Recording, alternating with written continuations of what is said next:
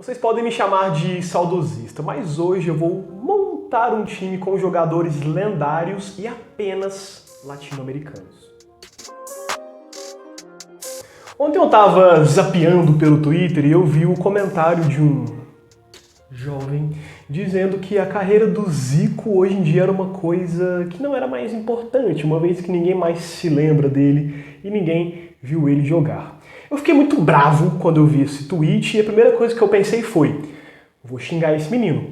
Mas não fiz isso e decidi gravar um vídeo em defesa do Zico, mas eu achei que isso também seria uma coisa um pouco demais. E aí eu decidi por montar essa seleção com jogadores latino-americanos, grandes jogadores, e que, na minha humilde opinião, ganharia de qualquer outra seleção do mundo em qualquer jogo. Para deixar claro, tem vários jogadores extremamente geniais que não estão nesse time, como, por exemplo, o Ronaldo Fenômeno, o Ronaldinho Gaúcho, o Sorin, o próprio Kaká, enfim. Mas eu montei uma seleção ali um pouco que tentava ser levemente equilibrada em campo, digamos assim. Então esse não é o meu time ideal de todos os tempos, mas é um time que eu acho que conseguiria ganhar de qualquer outro que ele fosse jogar contra. Antes de começar a falar o nome dos jogadores em si, eu queria dizer que foi extremamente difícil para mim colocar jogadores que não fossem brasileiros, porque eu gosto muito dos brasileiros. Aliás, foi muito difícil não simplesmente copiar e colar a seleção de 1970, que foi campeã do mundo, e que eu acho que sim, é o maior time da história. Mas, vamos lá. Como goleiro, eu escolhi o colombiano René Higuita, que além de ser extremamente famoso pela defesa do escorpião e de ser bem doido em campo, também era um goleiro espetacular, que fazia defesas muito bonitas. Para a dupla de zaga, eu escolhi a dupla de 1970, campeã do mundo com o Brasil, que é justamente o Piazza e o Brito.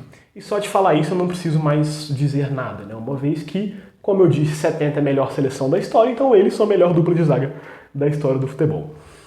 Na lateral direita eu coloquei o Cafu, que também não precisa de definição nenhuma, e na esquerda o Roberto Carlos.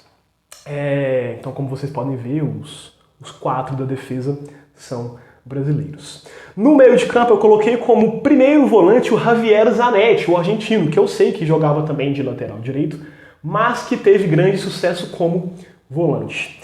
Como segundo volante eu coloquei Gerson Canhotinha de Ouro e o próprio Zico. Eu sei que esse meio de campo está um pouco desequilibrado, digamos assim, só que eu estou confiando na habilidade, na inteligência, tanto do Gerson quanto do Zico, para conseguirem fazer as duas funções, tanto da defesa quanto do ataque.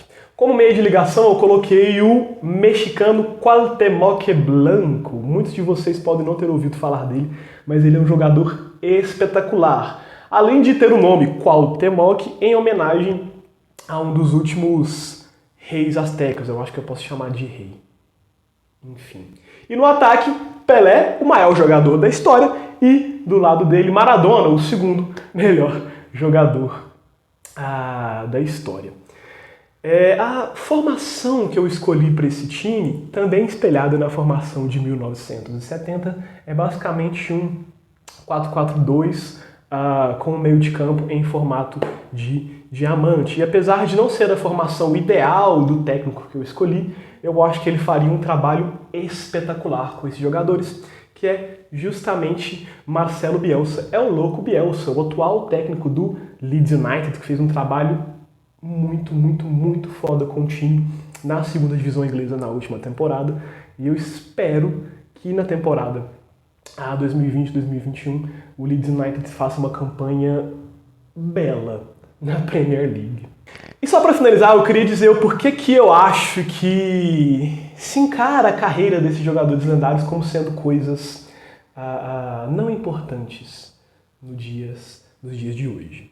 Né? Eu acho que essas pessoas, até por serem um tanto mais jovens do que nós, têm um contato muito grande com o futebol europeu. E existe uma coisa chamada de colonização do imaginário. Então você vai, de certa forma, dispensar o produto nacional, digamos assim, tratar ele sempre como uma coisa inferior e ver nas questões europeias coisas extremamente mais evoluídas e que qualquer um lá seria melhor que qualquer jogador.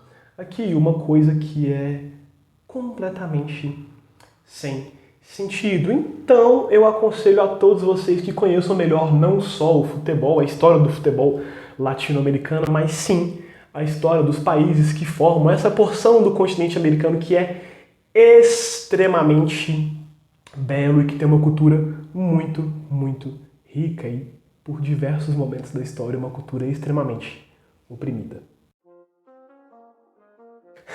Mas, chatices à parte, deixa aqui nos comentários qual é o seu time ideal formado por jogadores latino-americanos. Como eu disse no começo, faltaram diversos jogadores que eu acho geniais nessa seleção, mas eu tentei fazer uma coisa mais variada. E no mais, tchau!